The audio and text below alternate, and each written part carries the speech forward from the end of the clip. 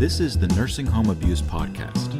This show examines the latest legal topics and news facing families whose loved ones have been injured in a nursing home.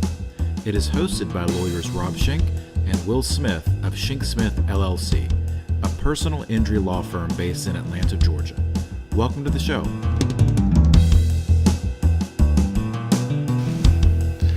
Hello and welcome to the Nursing Home Abuse Podcast. My name is Rob Schenk. And I'm Will Smith.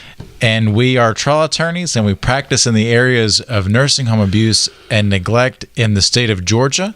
And we are your co-hosts for the Nursing Home Abuse Podcast, which you, the listener, may watch on our website at nursinghomeabusepodcast.com or watch on our YouTube channel. Or you, the audience, may also download the audio portion on Stitcher or iTunes or wherever you already get your podcasts and whatever and so forth. Yep. Welcome again to the episode. Got a lot of great stuff for you today. Interesting stuff in terms of, at least interesting on our side of the table, because what we're going to spend a few minutes talking about is the rights of nursing home abuse and neglect attorneys to advertise their services to the public. And what I mean by that is there has been recently in our fair state of Georgia a Georgia Supreme Court decision that came down that affects the rights of our colleagues, our esteemed colleagues across the state of Georgia to advertise their services. So let's dive right in. So in to the story, I feel like Paul Harvey. Did you ever listen to Paul Harvey when you were a kid? And that's the rest of the story. Yeah, I feel like Paul Harvey. That's page one. Stand by for news, everybody. Page one. So in March of 2015, a law firm called McHugh Fuller Law Group. They are a nursing home abuse and neglect law firm based not out of Georgia. They're out of Mississippi or Alabama. Yeah, Mississippi. They're based out of Mississippi. I apologize. So in March of 2015, McHugh Fuller, the law firm, began running a advertisement in a newspaper called the Moultrie Observer in Moultrie, Georgia. Is Moultrie a county? I think it's a county. Mm-hmm. Yeah, it is. It is. In Moultrie County. Yeah. Whatever. In Moultrie County, there's a news organ called the Moultrie Observer. Mm-hmm. And the purpose of that advertisement by the law firm was to bring attention to the residents of that county to a particular nursing home, long-term care facility. Mm-hmm. Okay? Targeting Pruitt Health Incorporated. So Pruitt Health is mm-hmm. is the nursing home facility in which the lawyers are trying to call attention. Speaking of attention, so looking at, and this is going to be a time in which I think this will be the inaugural.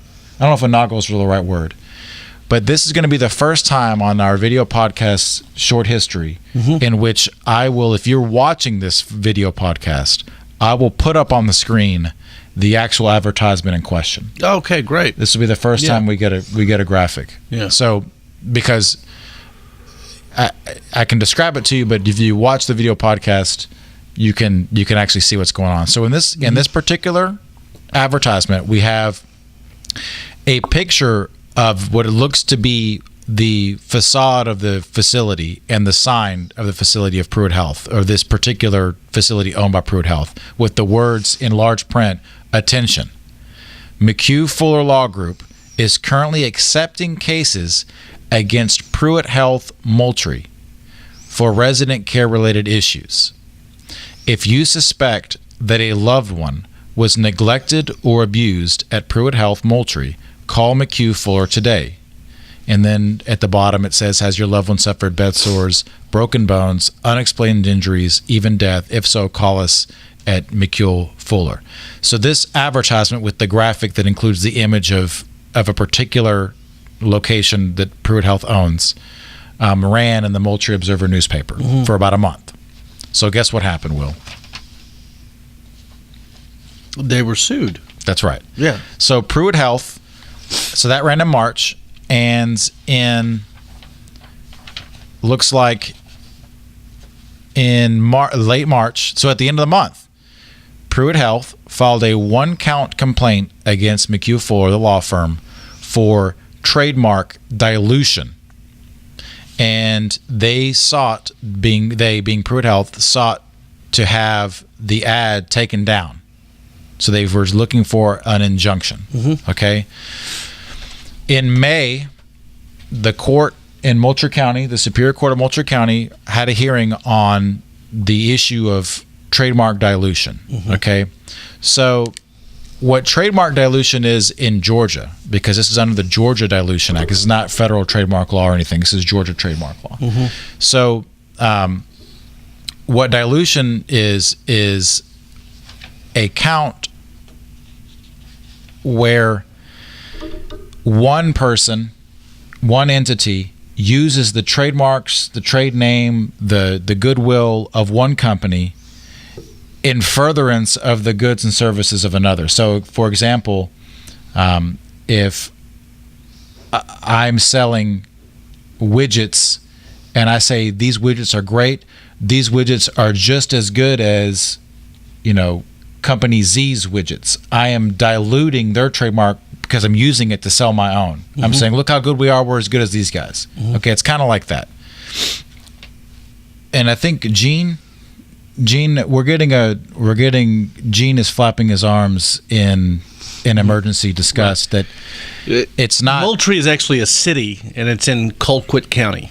For any listener that cares, that might be outside of Georgia, Georgia has 155, I think, 150 or 155 counties. It has more counties than I think any other state in the union. I mean, there's no way that you and these counties, like if you're in Oregon or like mm-hmm. Idaho, where they took time to use longitude and latitude lines for their counties, boundaries. That's not the case here. It's like next to Uncle Willie's farm, walk 36 steps, go to the left by the creek. That's the border of mm-hmm. Bumpkin County versus Moultrie County, or whatever it is. So anyway, that's why we didn't know that.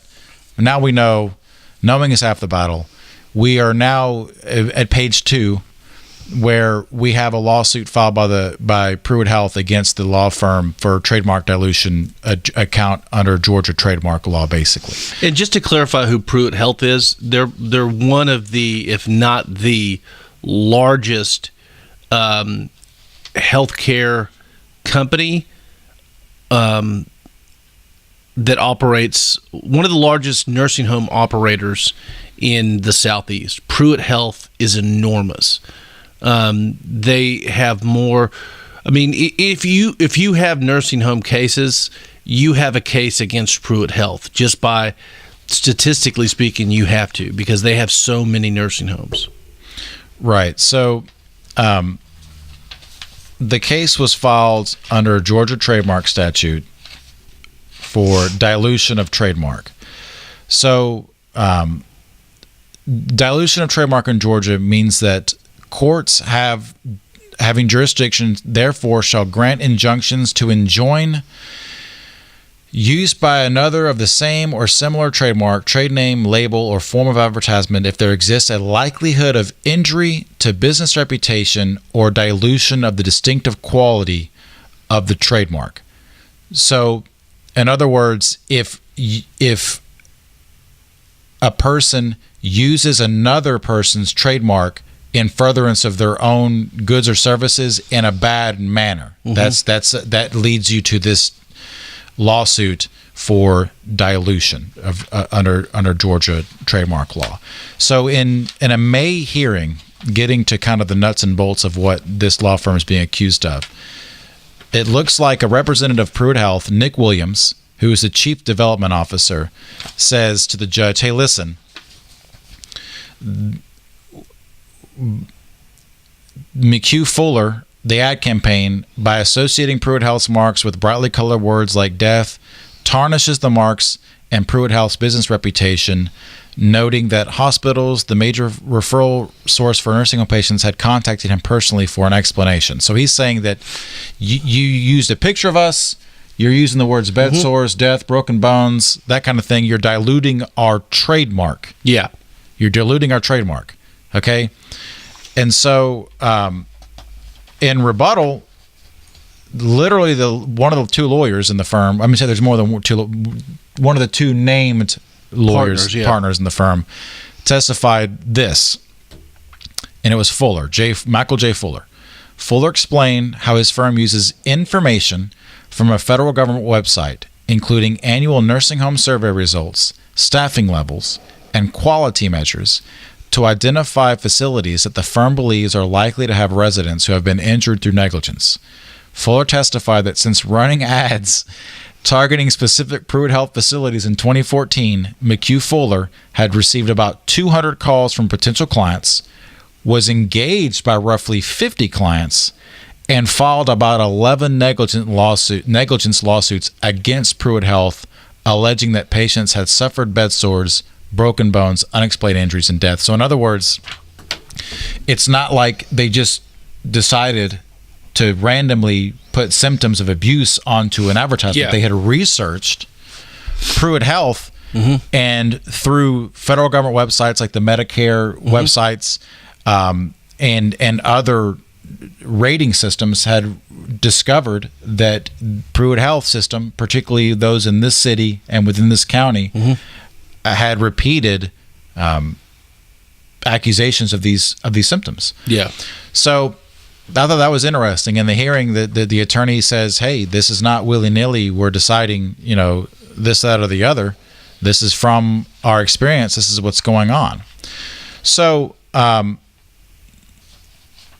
the judge says, "Okay, when you have a case of Georgia trademark dilution, that means that dilution is, if you have dilution, a tarnishment which occurs when a defendant uses the same or similar marks in a way that creates an undesirable, unwholesome, or unsavory mental association with the plaintiff's mark." Okay? And the case that the judge cites in this decision is Original Appalachian Artworks versus Topps Chewing Gum, which is the baseball card chewing gum. That's right. Yeah. And this is basically Garbage Pail Kids versus Cabbage Patch Kids. Yeah. So Cabbage Patch Kids, I had an entire collection of Garbage Pail Kids. Oh, me too. And I am from, just so you know, I'm from Cleveland, Georgia. That's right. White County, Georgia. And that is the hometown of Xavier Roberts and the hometown of the Cabbage Patch Kids. Which is why this case was probably filed in Georgia. Yes. So Garbage Pail Kids, to me, that was the first time that I saw true. I mean, most of these, if you're under the age of 40, you're not going to know Garbage Pail Kids, I don't think. Garbage Pail Kids were playing cards that featured cartoon children in kind of the same kind of artwork as the Cabbage same Patch style Kids. as they had the same look as Cabbage Patch Kids, but their names would be like, so each had a name. Vomitus Victor, or that was later. That was like stage 13. The original ones would be Fat Matt would be the character, and it would be a baby, and it would be real fat, or it would be Bart Fart, and it would be a baby farting. And that's usually the construction of these cards. And I remember that it was the first time I remember just being taken away by how funny something written could be, and I have it to this day. I saved it. And these are the Garbage Pail Kids was a name and then a play on that name. So like I said, Fat Matt, Vomitus Victor, No Way Jose, whatever it is. And this particular one, the baby's name was Faith. And the card was called Losing Faith. And it was a baby tied to a bomb that was being dropped. And I thought that was so clever. Like, that was my favorite thing in the world. Anyway, in that case, you have Garbage Pail Kids using the trademarks and goodwill of Cabbage Patch Kids to sell their own product, and that's the point of that lawsuit. Yes. Can't do that. It's dilution of the mark. It's bad news brown. You can't do that. So luckily for our colleagues in McHugh Fuller, this judge said, listen, the law firm is not using the trademarks and images of Pruitt Health to sell healthcare services. Right. They're using the marks to in a completely unrelated matter, and that is to draw attention to legal services. So, and they even say they specifically say, not every unwelcome use of one's trademark in the advertising of another provides a basis for a tarnishment claim. Only if the defendant uses that designation as its own trademark for its own goods and services. And that's the huge distinction there, is that Garbage Pail Kids is a play on Cabbage Patch Kids. It's similar enough. The law firm isn't doing that. That's right. They're specifically saying, hey, if you stay at this specific facility, Pruitt Health of Moultrie, let us know if you've experienced any of these problems. And the opinion goes on to say, the ad used Pruitt Health's marks in a descriptive manner to identify the specific Pruitt Health facility. Indeed, McHugh Fuller was counting on the public to identify Pruitt Health Moultrie by the Pruitt Health marks used in the ad. The ad did not attempt to link Pruitt Health's marks directly to Fuller's own goods or services. McHugh Fuller was advertising what it sells, legal services, which are neither unwholesome nor degrading, like Garbage Pail Kids, under its own trade name, service mark, and logo, each of which appears in the challenged ad. No one reading the ad reproduced above would think that McHugh Fuller was doing anything other than identifying a healthcare facility that the law firm was willing to sue over its treatment of patients. In short, the ad very clearly was an ad for a law firm and nothing more. You know, I don't know how I feel about this case. Clearly I'm a plaintiff's attorney. Clearly I'm against nursing home abuse and neglect. And clearly I'm always going to side against nursing homes who have a propensity to cause neglect and abuse. But at the same time, I'm just not... I don't know. I'm on the fence about this. I certainly agree with the ruling in this case, just because the way the law that they used was trademark law, and based on trademark law, I think the judge made the right decision. But it just... I'm not sure. I'm on the fence with this. I'm on the fence with this as it relates to lawyer advertisement in general. I just don't know how I feel about it. Well, I guess, what if it was the opposite? Let's say that there's a legal malpractice attorney that puts an ad up that says, there you go, law firm A, if you've had them and you didn't get what you thought you deserved, call us for, you might have a malpractice case. Yeah, I mean, because it's not... It may smell like defamation. It's not. I mean, it's, truth is a defense, unless there's an argument implying that it is an ongoing act of that entity, which it's, and if it's not, has your loved one been murdered or raped in Moultrie, county hospital, just because that happened one time? I don't know. In this, you saw that the testimony said that this was done. These ads were based on studies and reviews and surveys. So I guess that's a different matter. I mean, I don't know. Like I see what you're saying. Like there's an element of business reputation that's being tarnished, being tarnished. But at the same time, it's all true or allegedly true, or enough of a basis of truth that you shouldn't be. I don't know. That's tough. That's a tough decision.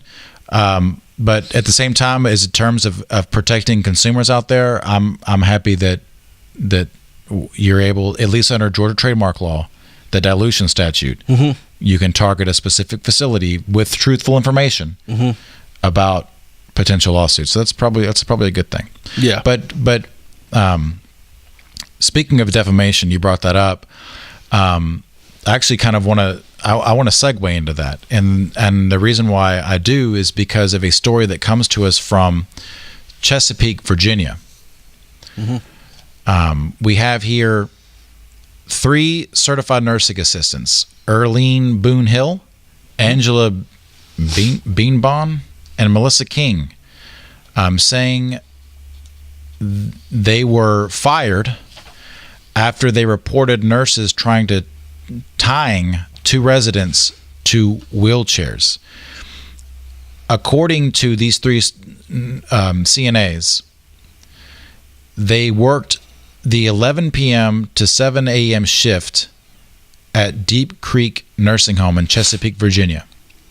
They saw 2 other CNAs tie residents to their wheelchairs using bed sheets.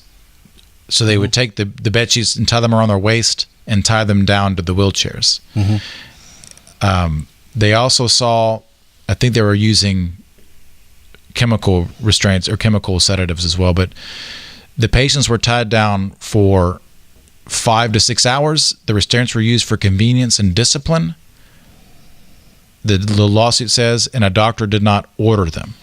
So after they witnessed that, the 3 CNAs reported the incident in writing to the executive director and the director of nursing and met with them. The 3 nursing assistants had a duty report, obviously under various laws, but the lawsuit says that even though they had that duty to report, the nursing home suspended them and later fired them. Then the nursing home said that they falsely reported witnessing what they saw, and that they were liars. And so the lawsuit by the 3 CNAs is one of defamation against the nursing home, based on the statements that they made.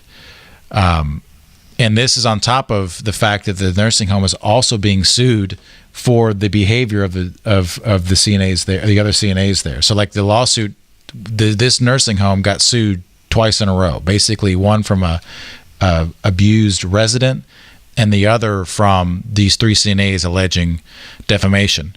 So what does this have to do with you, the listener, who has a loved one in a nursing home or a long-term care facility? Do you have to worry about a claim of defamation if you notice abuse or neglect and report it to the authorities, or report it to an attorney, or go to the news, or the ombudsman, or whoever it is? The answer, in short, is probably not. So defamation, by definition, in most states, is going to be an assertion, a statement that is false, that lowers the reputation of a person or a business in the community. So falsely stating a fact that hurts another is going to be grounds for a defamation claim.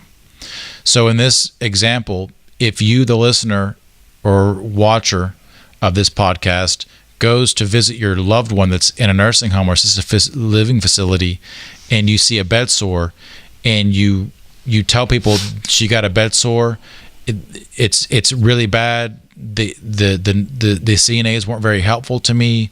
These type of things, these type of factual statements, if they're true, if they happen, then you are probably not going to have very much to worry about. And the reason is, as Will hinted at a little earlier, is that generally in defamation cases, truth is going to be an absolute defense. So as long as you're truthful in what you have observed in telling other people, or screaming it from the rooftops, you're not going to find yourself in the situation this nursing home is. See, this nursing home described the CNA's actions in the lawsuit, allegedly in this lawsuit, described the nursing assistant's actions falsely. They called the CNAs liars. They said that it's not true what they saw, blah, blah, blah. If that all comes out, then the nursing home's committed defamation against these 3 CNAs. And it's important to note that in Georgia, there's actually a specific statute that deals with reporting elder neglect and abuse. It's it is both Title 30 and Title 31. And I believe it's Title 31 that has a list of who it's a pretty extensive list of who is required to report elder neglect and elder abuse. And it's CNAs, it's nurses, it's doctors, it's dietitians, it's people who have employment around the resident. In addition, the statute says that those that simply have knowledge of elder neglect or abuse may file a report.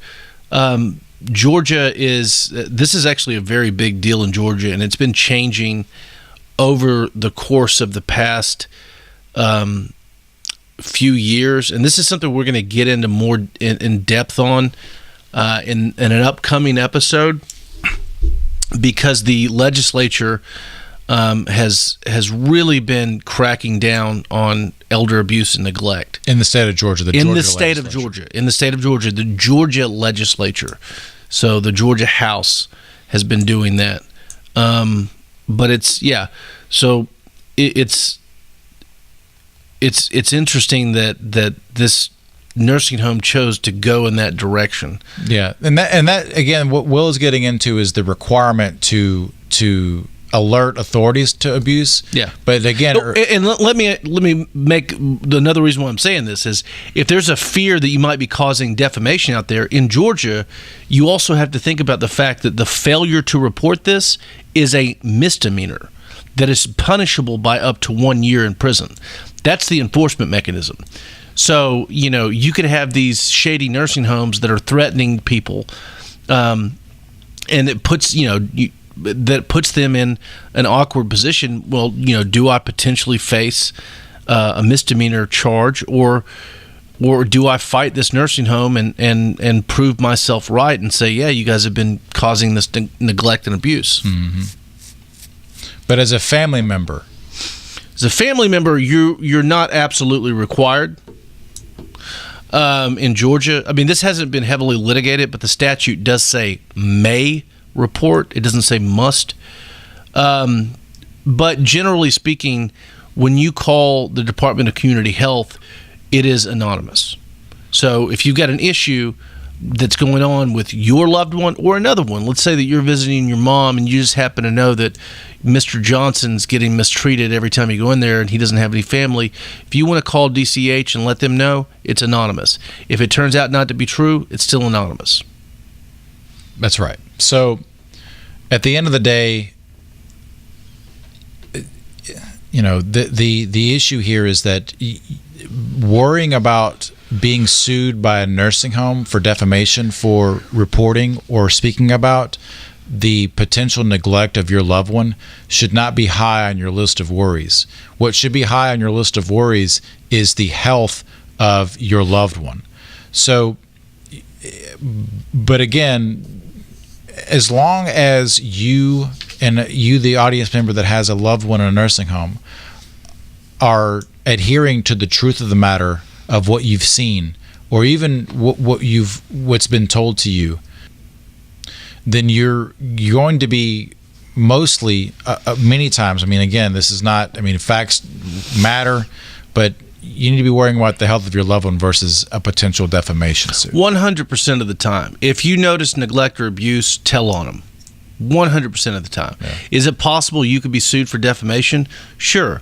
I mean, it's not really hard to sue somebody for defamation in the first place. You can be sued for anything. Doesn't mean that it's going to be successful, but it's a claim that can be made. But at the end of the day, screw these guys. They can't just get away with this. So if you notice neglect or abuse, make sure you notify somebody. That's right. And at the end of the day, also, just remember that every attorney in the country must protect what you say to them. You in the furtherance of legal advice through what's called the attorney-client privilege. So, sorry, gotta hit the microphone. The attorney-client privilege. So, in other words, if your loved one you suspect is being neglected and you see the physical evidence of it, and you want to talk to a lawyer, spill the beans to your lawyer, because oftentimes that information is going to be protected by attorney-client privilege anyway. Speaking of privilege, it has been our privilege to bring to you as host the Nursing Home Abuse Podcast. But alas, the time for this episode has washed away, and we have come to the conclusion of this episode. Again, you can a lot of mixed metaphors there. You can, as always, download the audio portion of this podcast on Stitcher or iTunes or wherever you download podcasts, or you can watch us at nursinghomeabusepodcast.com or on our YouTube channel. And again, this is going to be the very first episode. We're going to get 2 graphics this time. First graphic is going to be the advertisement at issue in the McHugh Fuller case. The second is, if I can find it, will be the Garbage Pail Kid Losing Faith, which was my favorite. Anyway, thank you so much for your attention, and we will see you next time. See you next time. Thanks for tuning in to the Nursing Home Abuse Podcast. Please be sure to subscribe to this podcast on iTunes or Stitcher, and feel free to leave us some feedback. And for more information about the topics discussed in this episode, check out the show website, nursinghomeabusepodcast.com. That's nursinghomeabusepodcast.com.